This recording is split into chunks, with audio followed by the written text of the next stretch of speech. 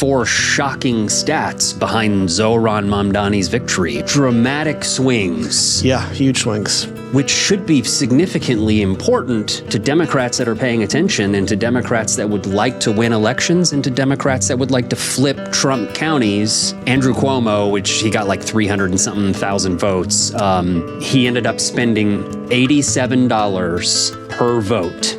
Zohran Mamdani spent $19 per vote.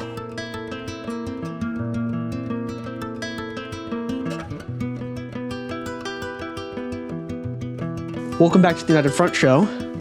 I'm David Benjamin. I'm just Max.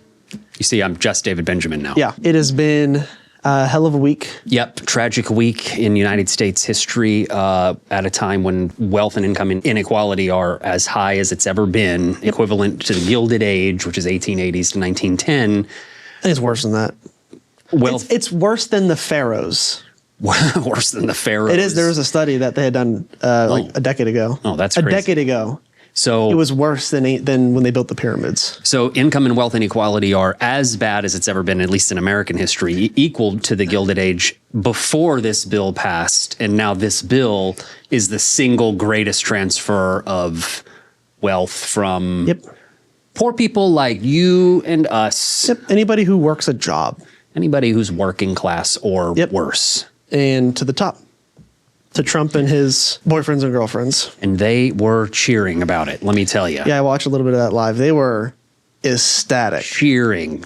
Just money pouring in. You could just hear the cha-ching, cha-ching. Yeah, that's like all that they heard. They care about nothing but suffering. Insane week. So, the Zohran Mamdani it's the only piece of hope we have.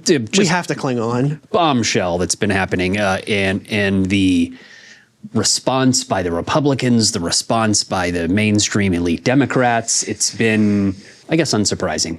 Yeah, unsurprising. But I'd like to look a little more deeply into the Zohran victory numbers. We have some data now. I do have some data. This is interesting, and we could title this "Four Shocking Stats Behind Zohran Mamdani's Victory," or "Zohran Just Rewrote the Democratic Playbook." That would be on how to win. On how to win. Currently, the playbook is when they pull the binder out, it's how to lose an election. Totally. And they dust it off. And they go, you guys ready? How to be uninspiring. Yeah. And go. So the number one first interesting stat, amazing stat, or stats, I should say. So in the campaign, he went directly into areas that were heavily Trump voters in the 2024 election. New York had a massive swing to the right. Big swing New York right. City even particularly had a huge swing to the right. So here's some interesting stats. In Brighton Beach, Trump won that by 44 points. Zohran Mamdani flipped it and won by plus 16.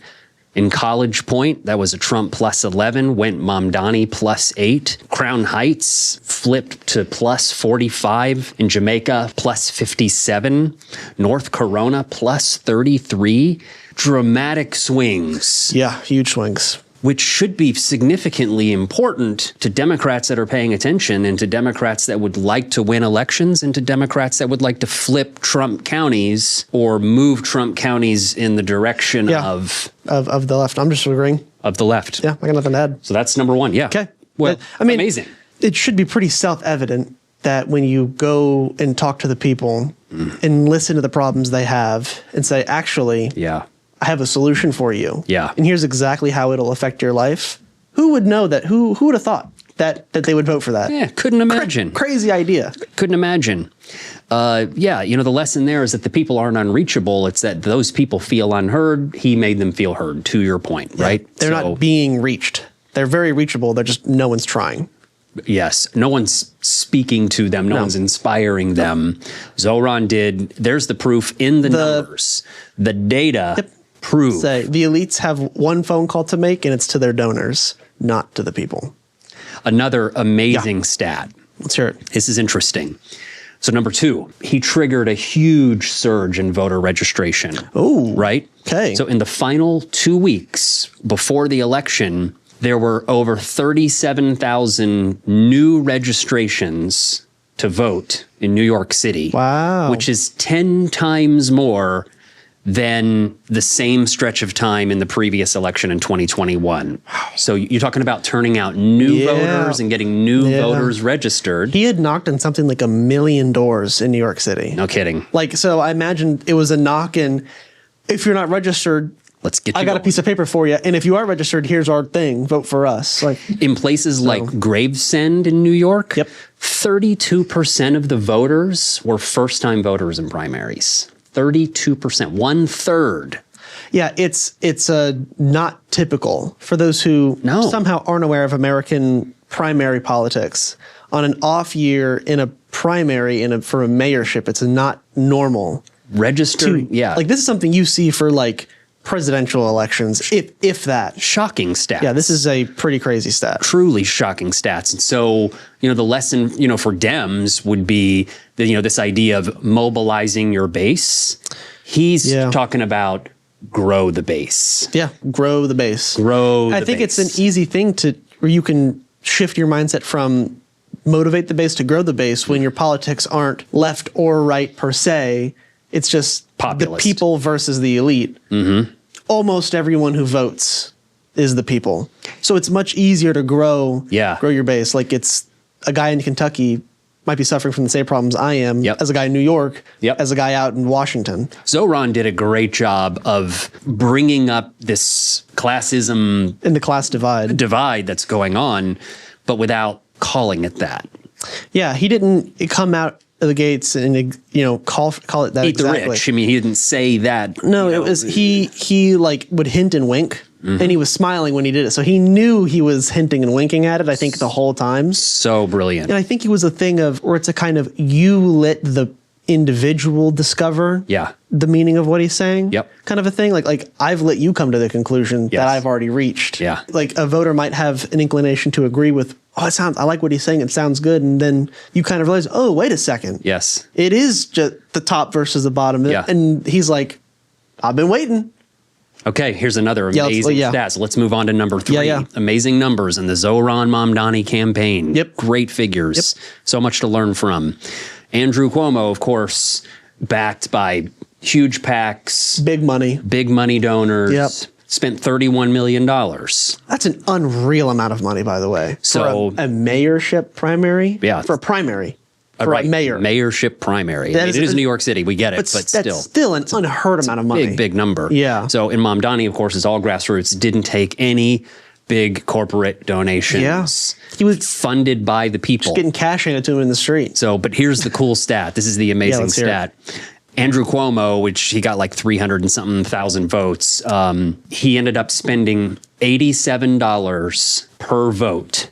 Zohran Mamdani spent $19 per vote. So the structure of the campaign didn't require huge donations from corporate donors. The way he did it, the way he used social media, the way that he engaged with the people on the ground ended up being a significantly more efficient way to win an election, which again, to our point that we've been making over and over again, is a model for nationwide elections. I think this is now the second time this has been true. Kamala Harris raised like $11 trillion or something insane. Mm-hmm.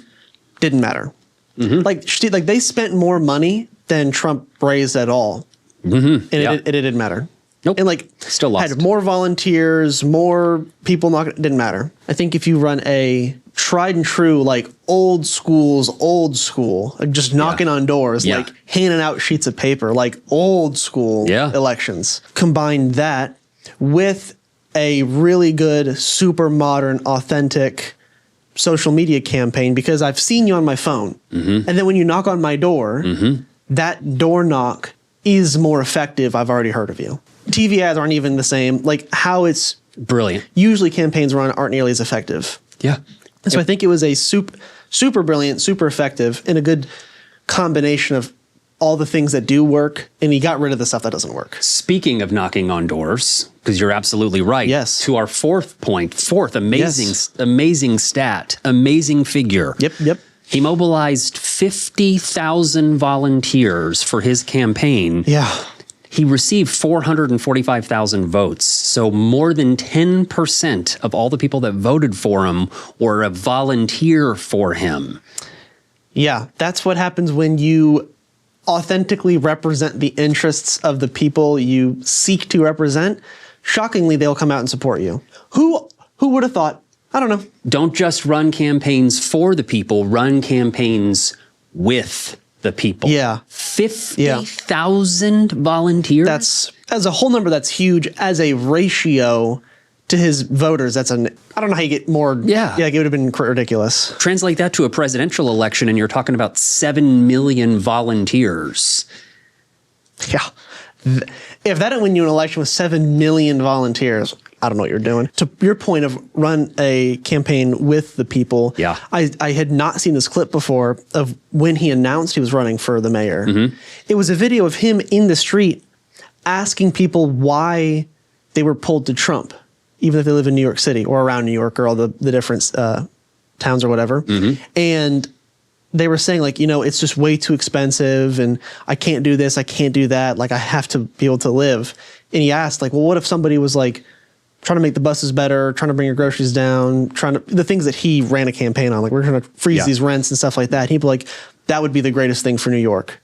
And then he goes, I'm running for mayor and that's my platform. And the point, I saw it on the Ezra Klein podcast, he spoke with some MSNBC anchor. Mm-hmm. I don't know his name. Mm-hmm. But he pointed, a lot of the time, politicians will go and tell you, hey, you need to come vote for me. Here's why it's good. Yeah.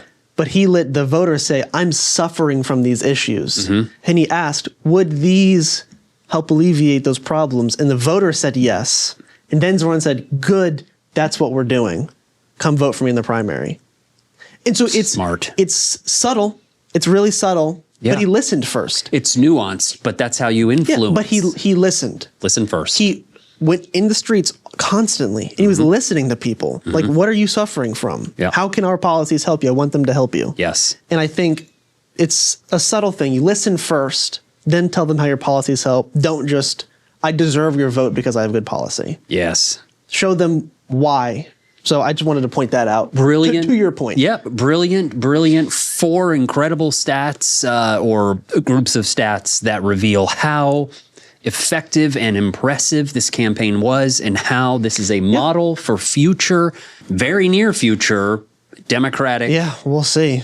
It helps to have charisma, but as a playbook, it does help to have the race. I will say about as good a playbook as in the entire nation. Or you could just do the Republican playbook and just lie. Lie and scare the hell out of people.